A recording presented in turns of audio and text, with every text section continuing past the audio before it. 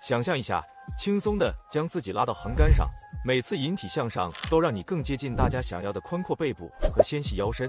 这是可能的，其实并不难。在接下来的9分钟里，我将向你展示开始做引体向上的关键练习，让你看起来像克里斯·海姆斯沃斯。当你想到引体向上时，你可能会想到强壮的二头肌和宽阔的背阔肌将你的身体拉向横杆。很多人常常忽视腹肌在做引体向上时的重要性，以及保持正确姿势中所发挥的关键作用。你的核心是稳定力量，能保持身体直立，帮助你拉起自己。没有强壮的核心，你的腿会摇摆不定，你的姿势会变得不稳，你会失去进行干净引体向上所需的效率。这就是许多初学者遇到瓶颈的地方。他们可能有臂力，但核心太弱，无法支撑这个动作。想象一下拉起自己时，腿部不受控制的乱摆，这不仅仅是尴尬，这很低效。稍后，我将向你展示最佳练习，让你的腹肌变得坚如磐石，这样你就能保持身体对齐，使每次引体向上更顺畅。但在继续之前，我们必须谈谈强壮的二头肌和前臂肌肉的重要性，尤其是肱桡肌，它能弯曲和旋转你的前臂。这些肌肉确实是重负的承担者。如果你曾经尝试拉起，感觉手臂在半途就要撑不住了，那你就亲身体验到了这些关键肌肉群的无力。这是初学者常见的痛点，但好消息是，你可以通过几个关键的练习来开始增强这些肌肉，并看到效果。我会在提到几个重要肌肉群之后给你展示，其中之一是背阔肌，或称为 lats， 位于你的中背部，延伸到腋下，赋予你渴望的美丽 V 型躯干。但更重要的是，正是你的背阔肌提供了引体向上的主要力量。背阔肌无力是初学者常见的绊脚石。你可能觉得手臂很强壮，但如果背阔肌不够强，你会发现很难把下巴抬过横杆，身体拒绝再往上升的感觉是非常令人沮丧的。增强背阔肌会改善你整体的引体向上表现。我们不能忘记斜方肌，它从颈部延伸到中背。虽然它们可能不是主角，但在稳定肩膀、保持你正确的引体向上姿势方面，确实发挥着非常关键的作用。如果你的斜方肌无力，你会发现很难在引体向上时保持肩膀向下和向后，从而增加受伤的风险。颈部拉伤或肩膀紧绷的疼痛是你绝对想要避免的。因此，增强斜方肌是安全进行更多重复练习的重要一步。现在让我们来看看你需要进行的具体练习，以锻炼强大的背部、结实的手臂、支撑的斜方肌和坚固的核心。平板支撑是全身力量和稳定性的最佳腹部练习之一。平板支撑激活你整个核心，包括下背部和臀部的肌肉。这种全面的参与对于在引体向上时保持所需的稳定性至关重要。但这里有个变化，基础平板支撑只是开始，核心训练引体向上的关键在于用变体进行挑战。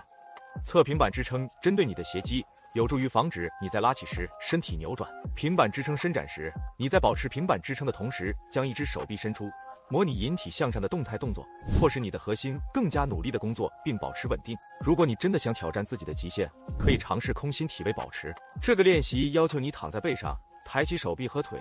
同时保持下背部紧贴地面，模拟你在进行引体向上时应当保持的空心体位。每次保持这个姿势都将帮助你更接近一个可控而强大的引体向上。现在，为了增强你的拉力，是时候用垂式弯举来训练你的肱二头肌和前臂了。与传统的肱二头肌弯举不同，垂式弯举强调肱二头肌和肱桡肌。这非常重要，因为强壮的肱桡肌不仅帮助你有效地拉起自己，还提供完成多次重复所需的持久耐力。垂式弯举是指双手掌心相对的举起哑铃，这个动作与引体向上的动作非常相似，十分适合增强所需的肌肉力量。你还应该做反向垂式弯举，手掌朝下，这会更加强调肱桡肌，确保你的前臂强壮而有韧性。随着这些练习的进展，你会发现握力也在提高，这对引体向上至关重要，因为即使你的手臂很强，握力不足也可能成为限制因素。接下来是最接近引体向上的练习——拉力下拉。拉力下拉几乎完美模拟了引体向上的每一个部分，但你是坐着的，双腿固定在机器上，而不是悬挂着。重要的是，拉力下拉允许你调整重量，以匹配你当前的力量水平。稍后我会向你详细展示另一个有趣的练习，同时也可以在训练时灵活调整引体向上的重量。但先来讲讲拉力下拉的姿势。在进行拉力下拉时，专注于用背部而不是手臂来拉。想象在动作底部试图用肩胛骨夹住一支铅笔，确保背阔肌在力量训练中为引体向上做好准备。现在让我们来关注你的斜方肌和整体肩部稳定性。有几个很好的练习可以改善你的引体向上姿势。悬挂和主动悬挂对增强握力和肩部稳定性非常有效。它们听起来简单，你从引体向上赶上悬挂，手臂完全伸直，尽可能长时间保持这个姿势。在悬挂时，你的斜方肌会参与支撑体重，这有助于增强这些关键的引体向上肌肉。我有一整段视频专门讲解悬挂练习，查看一下以获取关于这个变革性练习的所有细节。主动悬挂更进一步，在这个变体中，你从悬挂开始，然后稍微向下和向后拉肩胛骨，激活你的背阔肌和斜方肌，而不弯曲手臂，保持身体紧绷。这个微妙的动作被称为肩胛骨收缩，训练你的肩部在引体向上时保持正确位置，防止常见的姿势问题，如肩部耸肩或驼背。你还可以进一步进行肩胛骨引体向上，为此，你从杆上悬挂，手臂伸直，然后你只需向下拉肩胛骨，而不移动手臂或弯曲肘部，返回起始位置，重复进行几组，大约10次。如果你觉得这个视频对你非常有帮助，记得点击下面的点赞按钮哦，这是支持频道的简单方式，让更多人看到这个视频。下一个有助于你完成引体向上的练习是倒立划船，它针对与引体向上相同的肌肉群，但对初学者更容易。进行倒立划船时，你需要躺在杠杆或悬挂训练器下，身体保持直线，双脚踩在地面上，然后你将胸部拉向杠杆，保持核心收紧，身体保持稳定。这个动作可以增强你的背阔肌、斜方肌和肱二头肌，同时强化你进行引体向上所需的拉动模式。倒立划船对初学者特别有用，因为你可以通过改变身体的角度轻松调整难度。你越直立，划船就越简单；你越水平，难度就越大。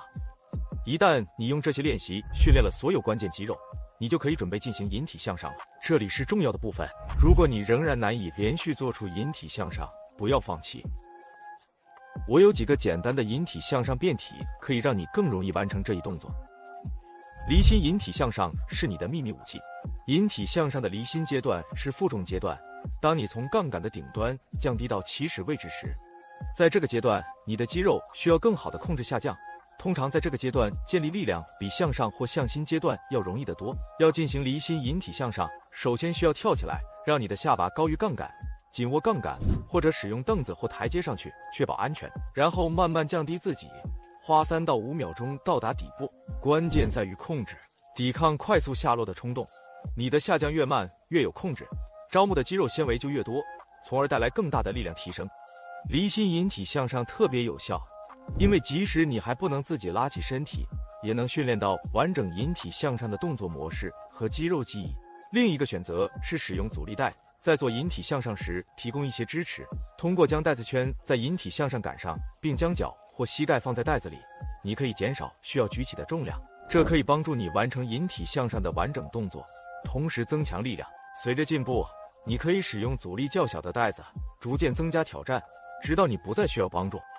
如果你在有辅助引体向上机器的健身房锻炼，你也可以练习引体向上的姿势，并通过添加配重来减少难度，开始增加重复次数。无论你使用阻力带还是机器，专注于练习完美的姿势，这是你调整训练技术的绝佳机会，以便在最终完成无辅助引体向上时获得最佳效果。